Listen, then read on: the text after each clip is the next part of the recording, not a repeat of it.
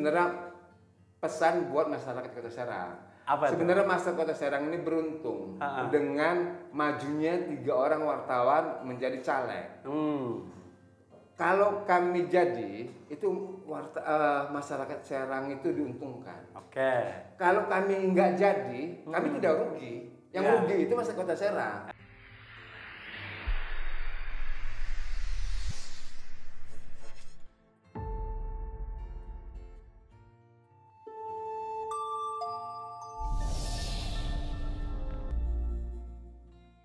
Assalamualaikum warahmatullahi wabarakatuh. Selamat datang di Bagus Podcast. Kita kembali kedatangan tamu spesial, masih dengan tamu-tamu khusus yang kita undang. Bahas soal para jurnalis yang banting setir jadi caleg. Di studio Bagus sudah hadir senior jurnalis Banten nih. Kita sapa dulu. Assalamualaikum Mas Bowo. Waalaikumsalam warahmatullahi wabarakatuh. Gimana kabarnya Mas? Kabar baik. Alhamdulillah. Puasa seger kayaknya nih. Alhamdulillah masih sih. Masih on the track ya. Aktivitas sekarang gimana Mas? Gimana? Ada yang berubah aktivitas di bulan Ramadan? Ya cuman yang utama kita tetap fokus dengan menjalankan ibadah puasa.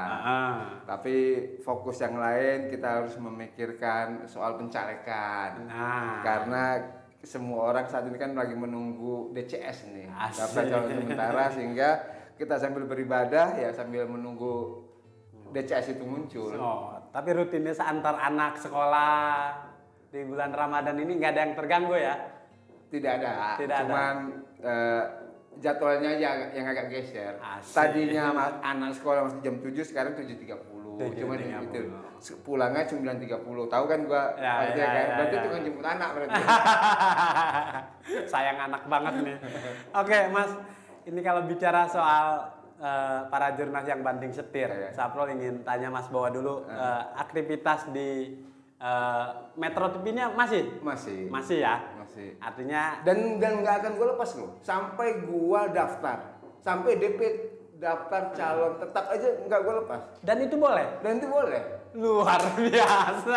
Tidak ada larangan itu. Mas Bowo berarti lebih beruntung dari caleg dari teman-teman sebelumnya. Iya, teman-teman sebelumnya. Gue usah sebut nama Indonesia aja. Indonesia. Ya. Oke, Sobat Bagus, Mas Bowo ini senior banget nih jurnalis di Banten. Beliau pernah menjabat Ketua Ikatan Jurnalis Televisi Indonesia Provinsi Banten. Tahun berapa Mas? 2009 sampai 2014. 2009-2014, berarti 4 pemilu yang lalu ya. Luar biasa. Saking seniornya. Ini menarik. Tadi kita sudah singgung sedikit soal pencalegan ya. Dari partai apa Mas Bowo? Kalau saya dari partai pengusung Pak Anies. Itu Nasdem. Nasdem nomor ya. 5. Pengusung utama ini mah. Mungkin di rumah juga udah nebak-nebak ini, Mas. Metro TV ya, udah katanya. Tapi ini menjadi banyak yang nanya juga ke Saprol ketika jurnalis-jurnalis senior pada nyaleg atau infonya akan nyaleg. Kenapa sih Mas pada ngincernya di 2024? Padahal Mas Bowo bisa melakukan hal ini di pemilu 2019. Iya, 2019 atau di sebelumnya juga bisa. Tetapi ini persoalan momentum aja. Persoalan momentum dan persoalan kesiapan diri aja. Kemarin belum siap. Sekarang sudah merasa lebih yakin aja. Sekarang sehingga ya momentum ini harus dimanfaatin, jangan sampai menunggu pada berikutnya, pada pencalegan berikutnya. Nah, ini menurut saya momentum yang paling pas lah. Paling pas ya buat para jurnalis untuk maju ya sekarang ini. Bukan karena baru dapat restu dari istri untuk 2024 2019 belum dikasih lampu hijau misalnya. Bukan, Mas? Bukan lampu hijau, itu masih lampu kuning aja. Soalnya kalau bicara Nasdem menarik, Mas. Karena Nasdem di 2019 juga menjadi pengusung pertamanya Pak Jokowi. Presidennya jadi, Nasdemnya juga masuk 5 besar di Senayan RI. Nah 2024 ini akan mengulang kejayaannya Nasdem nih. Kalau berbicara soal pilpres sudah jagonya lah Nasdem. Dan Nasdem sudah sangat teruji dengan itu. Sudah sangat dan teruji. ini akan mengulang lagi di 2019. Assalamualaikum. Nah, Nasdem nyalek DPRD provinsi dong harusnya Mas Bowo nih. Sebenarnya. Cuman saya tuh ngukur badan aja. Ngukur badan. Kayaknya belum kuat aja. Belum kuat badan itu untuk maju ke sesuatu yang lebih menengah lah. Sehingga saya pengen dari bawah aja lah. Dari bawah. Pengen dari bawah. Ya syukur-syukur nanti sesuai rencana. Sehingga di berikutnya baru PD untuk maju ke provinsi. Setarnya DPRD Kota Serang dulu. DPRD Kota Serang dulu aja. Jadi insya Allah golnya 5 tahun ke depan provinsi ya. Provinsi dong.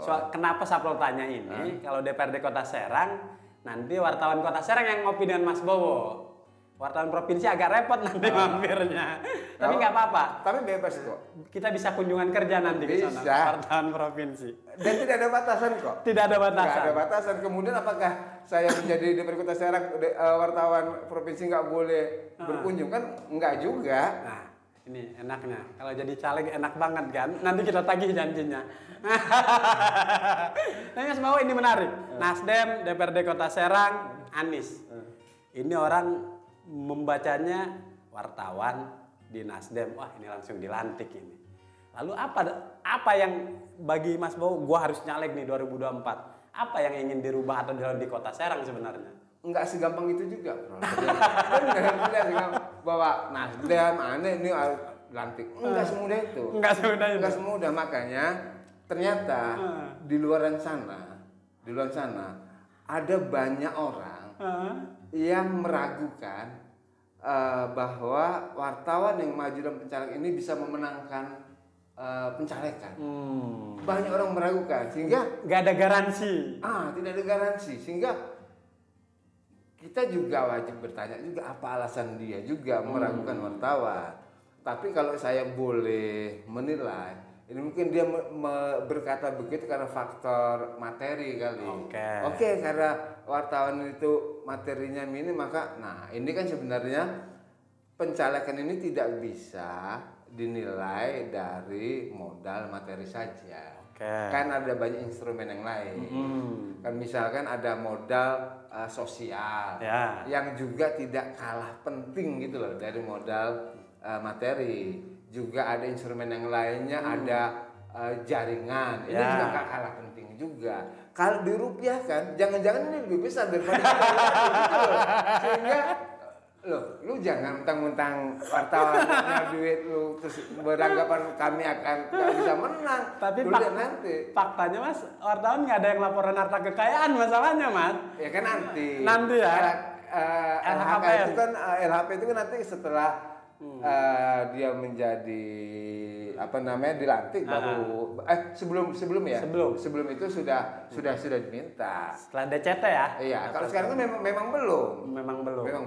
Lalu apa yang digagas Mas Bowo akhirnya bismillah terjun ke dunia politik, mau bangun apa di Kota Serang? Gini, kalau soal bangun tuh siapa aja bisa. Kalau mau bangun siapa aja bisa. Siapa aja bisa. Maksud gua gini loh. Kita lihat Kota Serang ini kan udah memasuki 17 tahun. Artinya kalau dia manusia ini udah masa remaja. Tapi kita lihat kok tidak ada warnanya. Selama 17 tahun kok kayak autopilot gitu loh. Pemerintahan ini seperti autopilot gitu loh. Siapa aja akan sehingga kami berharap yang kebetulan 2024 ini ada 3 orang wartawan yang pengen maju. Ada 2 orang teman saya lagi lainnya yang juga ikut maju. Saya sih sangat yakin bahwa kami bertiga mampu mewarnai dinamika di DPRD Kota Serang. Saya sangat yakin. Saya kenal dengan Faujan, saya kenal banget dengan Teguh, sehingga ini kita harus ngasih warna. DPRD Kota Serang jangan gini-gini aja deh. Gitu. Sehingga gitu loh, kalau bikin perda, maksud gua bikin perda itu gampang gitu loh. Apalagi sekarang kita lihat, sekarang 17 tahun sudah ada berapa? 417 perda. Maksud gue bikin perda nggak hanya sekedar melahirkan, kemudian ditinggalkan gitu loh. Habis dilahirkan, tetapi bagaimana pelaksanaannya, implementasinya. Itu kan begitu. Kalau hanya sekedar lahir kemudian meninggalkannya, ya yang lain juga bisa. Kalau cuma begitu. Problemnya nanti akan siap dikritik kalau jadi wakil rakyat, Mas. Gini, Prof. Selama ini kami wartawan lah ya, saya dan 2 orang teman saya lainnya juga selama ini juga bekerja mengabdi untuk masyarakat. Asik. Karena jadi gini, kami tidak hanya bekerja untuk media kami saja, tetapi kami kan juga sesungguhnya bekerja buat rakyat. Kami setiap hari itu memberitakan berita yang benar kepada rakyat, memberi fakta yang benar, membongkar sisi-sisi korupsi di tanah Banten ini. Kami juga memberitakan bahwa di sudut desa sana ada sebagian masyarakat yang makan nasi aki, bahwa ada di sana wilayah yang jalannya masih buruk. Ini kan kita semua tanpa kita melihat kiri kan kita beritain, kita kabarkan kepada masyarakat supaya masyarakat mendapat informasi yang benar. Padahal sesungguhnya ya seorang wartawan juga sebenarnya butuh perhatian yang konstan juga. Bahwa wartawan juga misalkan persoalan ada masyarakat yang tidak makan. Udah pernah ngecek nggak di rumah wartawan ada jangan-jangan di rumahnya nggak punya beras, tapi dia rela memberitakan orang lain agar mereka hidupnya lebih baik. Padahal gua di rumah juga kita gak juga. Beras. Iya. Jadi integritas wartawan untuk masyarakat tidak perlu diragukan lagi. Sudah terus bertahun-tahun nih. Oke Mas, kita di 2 pertanyaan terakhir. Kalau bicara Kota Serang, ibu kota provinsi Banten, apa catatan Mas Bowo soal Kota Serang? Banten 22 tahun, Kota Serang 17 tahun. Selain tadi soal autopilot tadi. Apa misi Mas Bowo? Kota Serang ini harusnya seperti Bandung. Harusnya seperti Jawa. Gimana Mas? Yang baru-baru ini ngetren aja lah, yang baru-baru ini bahwa Kota Serang ini belum layak dikatakan menjadi ibu kota provinsi. Sehingga itu dulu lah. Artinya kita harus membangun kalau itu kita membangun visi. Artinya kita tata lah. Sebenarnya bukan pada pembangunan, tata kelola lah.